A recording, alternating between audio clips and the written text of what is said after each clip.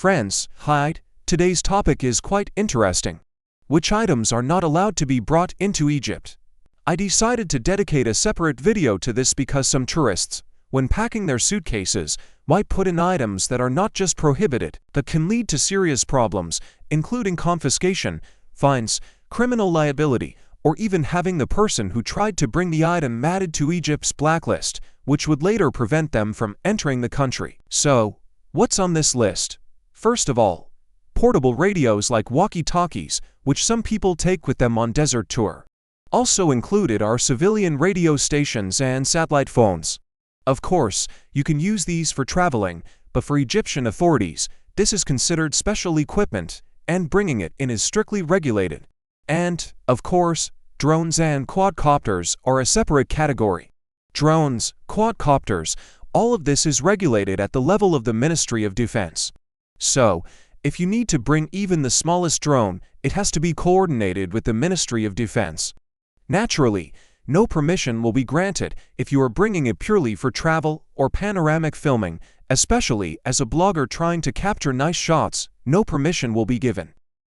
Moreover, my friend, also a blogger with almost 1 million subscribers, tried to bring a drone into Egypt a few years ago, about 5 to 6 years back.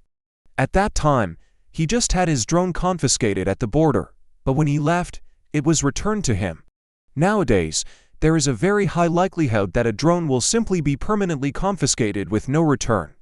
I emphasize, this applies even to the smallest drones.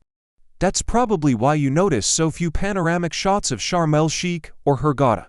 There are a few videos, but you can literally count them on one hand. Even seemingly harmless items, like binoculars and telescopes, can still be confiscated at the border because such serious optics raise concerns for Egyptian authorities. Egypt strictly regulates the import of such equipment.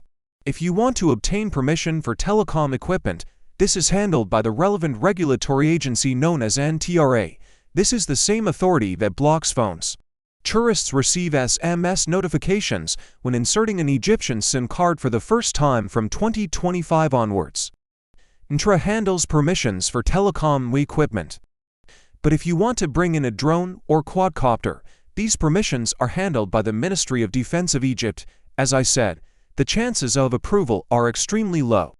Now, regarding sanctions, do not take risks. Importing telecom equipment can carry a maximum prison sentence of up to 5 years. Alternatively, a criminal fine of $106,000 may be imposed. So if you want to risk it, please but friends, don't do it. Regarding drones, fines can reach several $1,000s and up to 7 years imprisonment.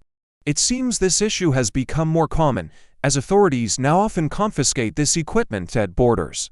So far, no real criminal sentences have been reported, but the problem has grown so widespread that, for example, the Russian consulate in Hurghada issued a press release reminding tourists of the rules and that such items must not be brought into Egypt. Why are these rules so strict? Mainly because of national security concerns. Egypt is a strategically important country with military facilities, ports, the Suez Canal, energy facilities, and high-security zones, especially in Sinai. Any communication or surveillance equipment can potentially be used not only for tourism, but also for transmitting data, coordinating activities, or filming sensitive locations.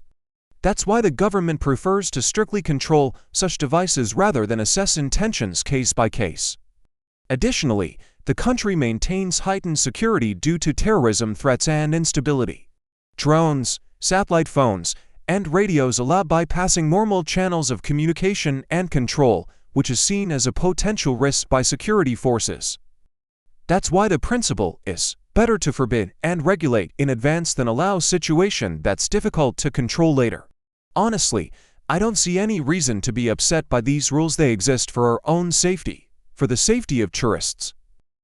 By the way, I'm talking about items forbidden for import, but I think it's also important to discuss what's prohibited from being exported from Egypt. Clearly, shells and antiques are restricted, but this topic deserves more attention.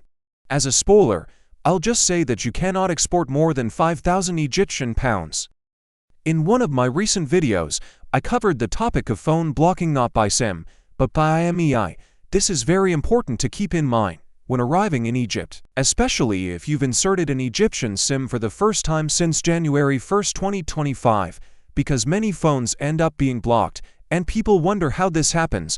Check that video for more details. If you found this topic interesting, please like this video and write in the comments what items you are used to bringing or taking out of Egypt. I'll see you very soon. This was Victor from Walk Like a Traveler. See you.